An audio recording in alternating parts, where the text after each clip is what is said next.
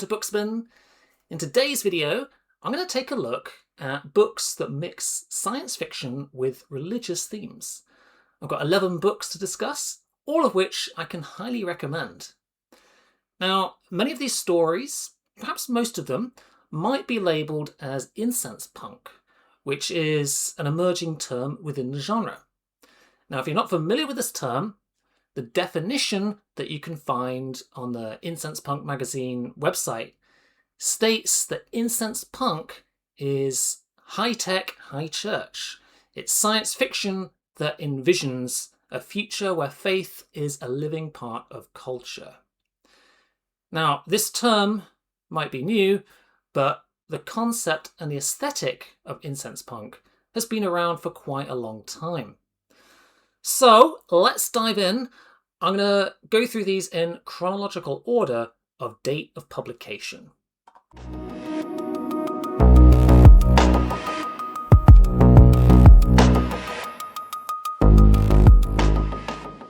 Let's start off with this classic theological SF thriller, A Case of Conscience by James Blish. So in this story, a Jesuit priest is sent among a small scientific crew to survey an exoplanet, Lithia, that has been discovered 50 light years from Earth. The results of this survey will ultimately decide what sort of relationship humanity will have with this planet.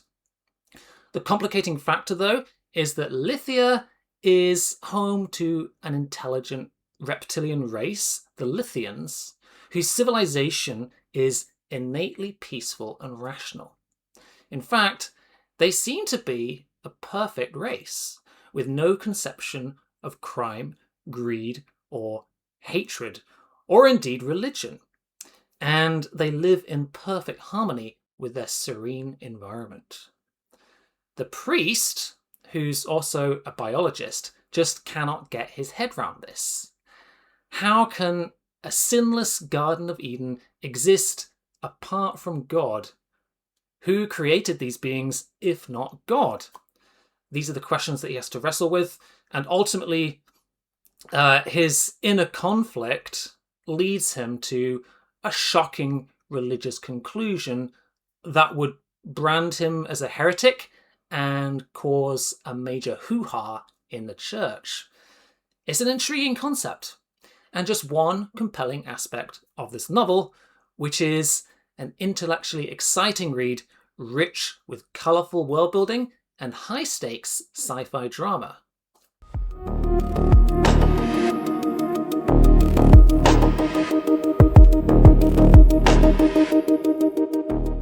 Another 50s classic is A Canticle for Leibowitz by Walter M. Miller Jr. Centuries after a nuclear Armageddon known as the Flame Deluge has devastated the world, we follow a group of Catholic monks out in the desert in their efforts to rebuild civilization. Society has regressed to a medieval-like state. Much scientific knowledge has been lost, and the church plays a very important role in keeping literacy and learning alive. Fragments of surviving records and artifacts from pre-deluge times are collected and preserved by the monastery. Not just preserved, they are revered, treated like religious relics, studied and protected in the hope that one day they'll help future generations to reclaim forgotten science. So this novel is composed of 3 novellas that take place across vast intervals of time as we take a profound look at how this post-apocalyptic civilization evolves, and the critical role the church plays in this process. It's an absorbing meditation on faith, the need to protect knowledge, who gets to control that knowledge, and the cyclical nature of human destruction.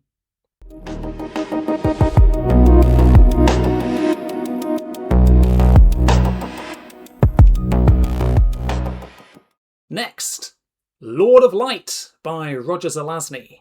What an amazing novel. Imagine, humanity has reached such an advanced state of technology that we have the ability to become godlike. Electronic mind transfer enables one's consciousness, or soul, to reincarnate after death. And thus, on the Hindu-inspired colony world that is the setting of this story, the ruling elite use this technology to reign as Hindu deities and set up a caste system with themselves at the top, ruling over the native non-human races below them. Enter Sam, one of the original colonists who arrived via starship to this world, who becomes a rebel, taking on the persona of the Buddha to challenge this colonial structure, introducing Buddhist philosophy as a vehicle of liberation to defeat the power of the gods. What an amazing concept. This is a really rich and fascinating novel. If you're at all interested in Hindu or Buddhist mythology and dharmic religious concepts, and would be interested to see these brought to life in a sci-fi world, this is an absolute must-read.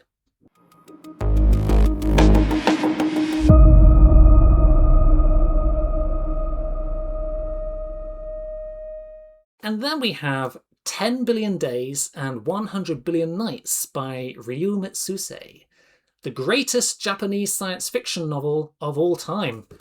According to the back cover, this is a profoundly strange and ambitious novel.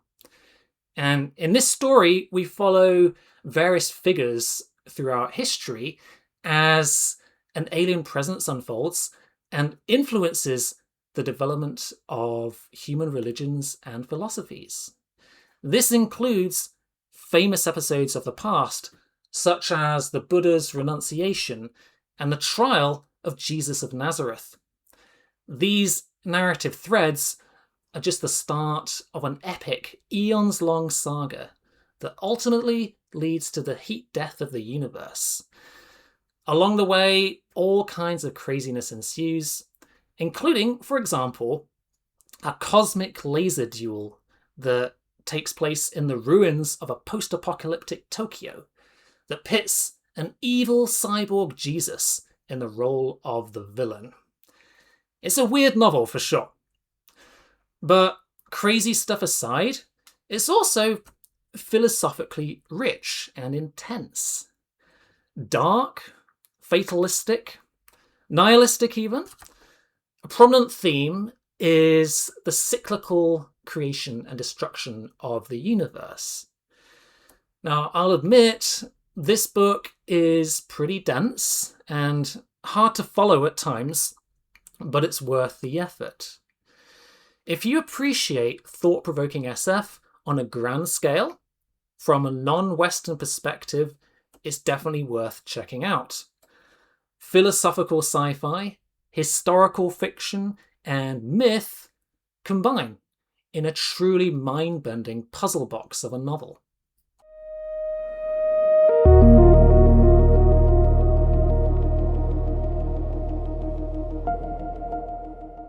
This next book has been billed as perhaps the most controversial portrait of Christ ever painted, and it's Michael Moorcock's Behold the Man. This is a bold and provocative religious time travel story. So, Karl Glogauer is a psychologically troubled protagonist within the story who has an obsession with the concept of the Messiah and a desire to uncover the true story of Jesus. Thus, he volunteers to take part in a time travel experiment for this very purpose, and finds himself transported from the year 1970 to Roman Palestine. Unfortunately, though, his time capsule breaks down and he finds himself stranded in the era. So he uses his wits and his biblical knowledge of the period to not only survive, but to continue his mission. The thing is, nothing is quite the way he remembers it from the Bible. For one thing, the man he discovers to be Jesus of Nazareth is nothing but a drooling idiot. What is going on? And where does Carl go with his life from here? This novel is a powerful anti-religious story, as well as an existential character study of a troubled young man. It's also an excellent example of a clever and unique time paradox brought to its conclusion in a very engaging and satisfying manner. Great stuff.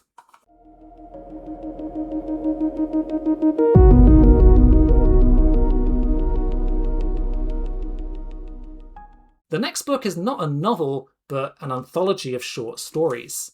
Other Worlds, Other Gods, Adventures in Religious Science Fiction, edited by Mayo Mose. It's a solid collection with 12 stories and 1 poem, dating from between 1942 and 1969. Most of the stories in here are decent, and a handful are truly excellent. If you're interested, here is the full list of stories. You can pause and take a look if you want. One of my favourites in here is the Arthur C. Clarke classic, The 9 Billion Names of God, which is a profound and haunting tale set in a Tibetan lamasery that explores the intersection of faith and technology with an absolutely devastating conclusion. And another story which I really liked is a novella called Prometheus by Philip Jose Farmer, which features a space adventurer turned monk, Father John Carmody, who appears in a few of Farmer's stories. And in this one, we've got a first contact scenario which raises intense moral and philosophical questions about humanity's purpose in the universe. This story is rich with adventure and colourful world building. And just one more story which really stood out for me, which I need to mention, is The Vitanals by John Brunner, which is on the theme of overpopulation and dharmic cosmology, and it's set within an Indian maternity hospital. The question this story asks is, could God ever run out of souls to distribute to humankind? So those are just a few highlights from this collection, but all in all, I can definitely recommend this book.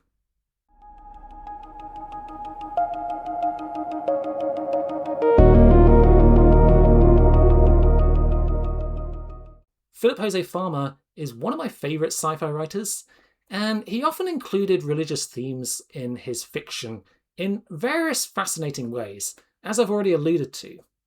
Another excellent example of this is his outlandishly entertaining novel, Jesus on Mars, a first contact story where he lets his imagination run wild. So, upon humanity's first manned expedition to Mars, the crew are amazed to discover that the planet is inhabited. Not only is there a native intelligent species, but living alongside them is an advanced subterranean civilization of humans who settled there 2,000 years ago.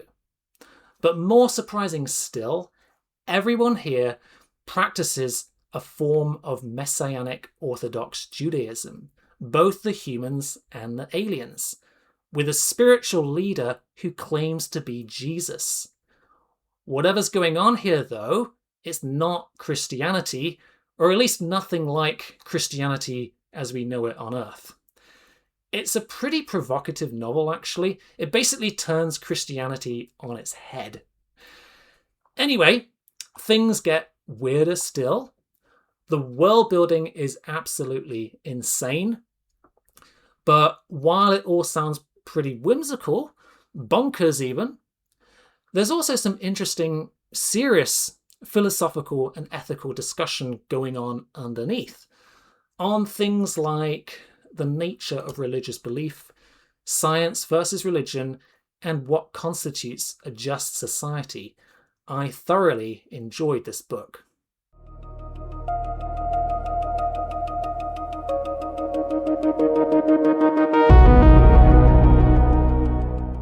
Next, Project Pope by Clifford D. Simak. This is a sci-fi mystery novel that really showcases this author's talent for exploring all kinds of mind-bending SF ideas and packing them all into a single captivating read. This story is set on a remote colony world called End of Nothing, where a society of robots have created a religious community called Vatican 17. While this institution has its antecedent in the Catholic Church on Earth, really it's a separate entity, a post-Christian religious order, if you like, with robot cardinals and robot monks, and yes, even their own pope, which is basically a supercomputer that is designed to be the ultimate source of knowledge and wisdom. Infallibility, even.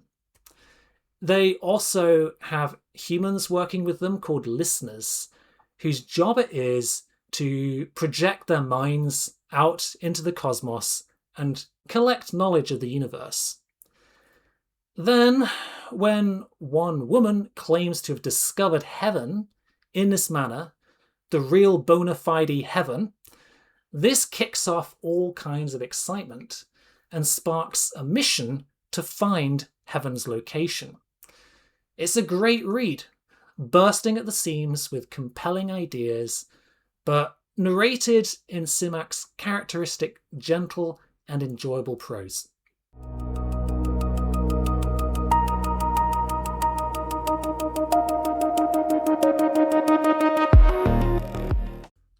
The Sparrow by Mary Doria Russell. This is an intensely moving, rich and thoughtful first contact tale, which centres around Father Emilio Sandoz, a Jesuit priest who is the sole survivor of a tragic expedition to an inhabited exoplanet in the Alpha Centauri system. Flipping between narrative timelines, the drama unfolds as we witness the Vatican's inquest into this priest to determine what went wrong, alongside the earlier timeline which follows the crew's voyage and experience on the planet. As well as being an engrossing and suspenseful first contact adventure, this book is a remarkably accomplished character study, albeit a very dark and poignant one. The transformation of Emilio Sanchez's character following this experience is steeped in tragedy and horror. A once happy and freewheeling man returns to Earth mutilated and traumatized, his faith almost entirely destroyed. In many ways, it's a shocking and heartbreaking tale, but it's also rich with philosophical depth, mystery, theological inquiry, and sometimes even humour. And I can definitely recommend it.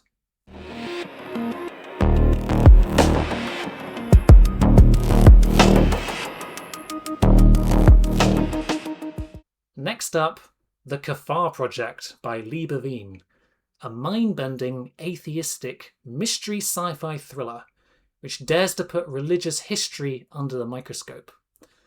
In the story, this is thanks to the emergence of a radical new technology that makes possible observational time travel. Such a technology which allows one to observe momentous events throughout history has the potential to truly throw a cat among the pigeons, since it promises to take a hard look at the true nature of the leading religions of the world and examine whether any of their foundational historical claims can be verified or indeed debunked.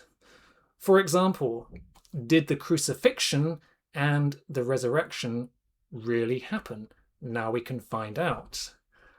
Following this rather provocative concept comes this breakneck-paced thriller, awash with international conspiracy, espionage, mind-bending physics, archaeological suspense, and of course, a critical examination of faith. Unwittingly caught up in all this is the protagonist, an astronomer and TV scientist, who, right at the start of the story, witnesses the assassination of a renowned physicist he was supposed to interview, who is killed to prevent his research being made public to the world, and this kicks everything off. What follows is a truly gripping story and a thought-provoking read that I can thoroughly recommend.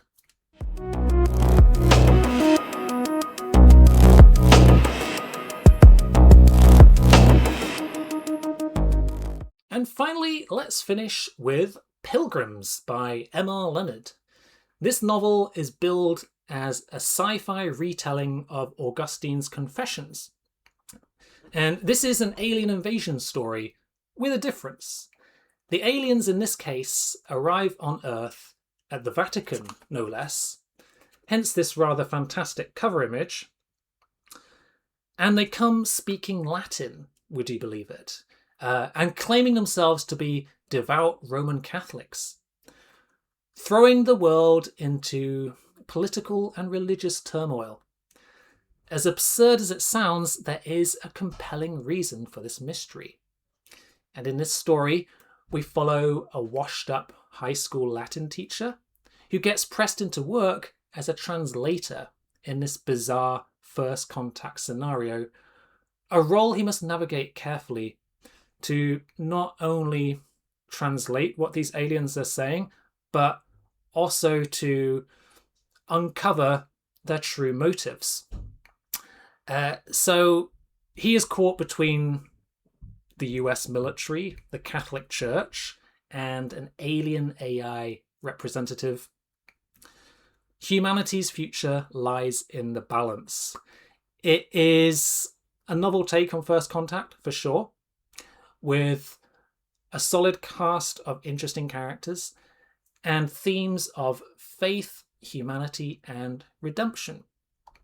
I think this is a really impressive and solid debut novel that definitely deserves a place among the canon of quality religious science fiction novels.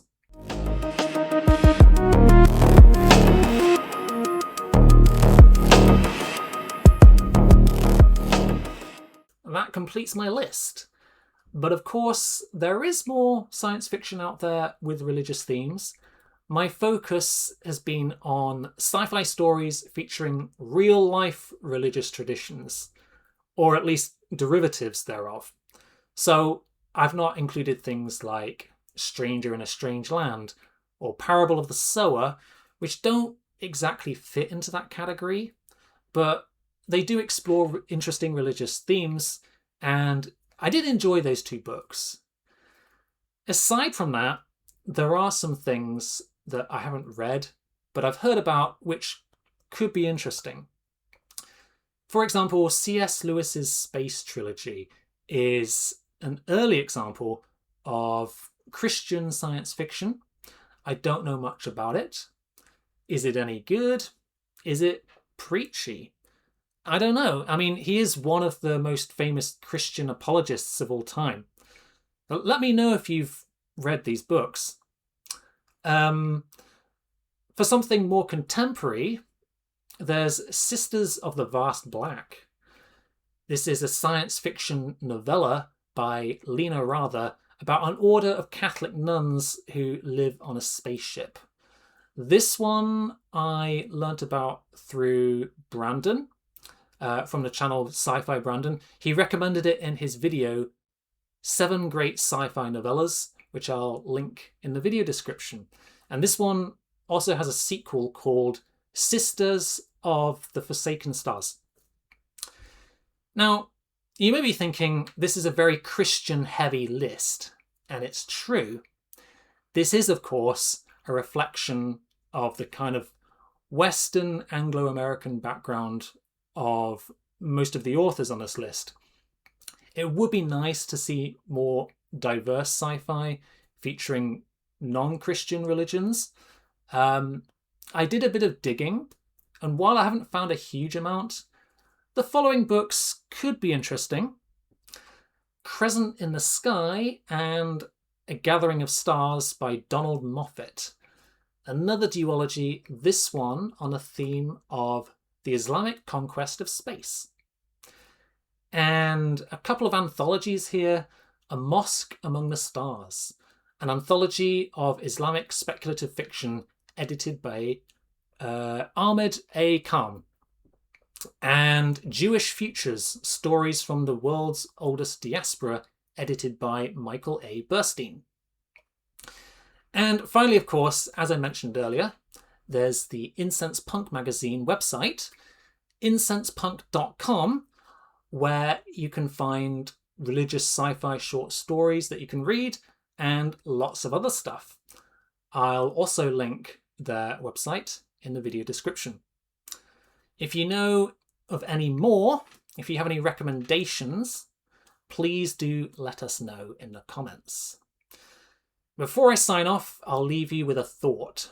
Philip Jose Farmer once remarked that religion is the earliest form of science fiction. Could he be right? What do you think? That's all for today. Thanks for watching, and I'll see you again soon.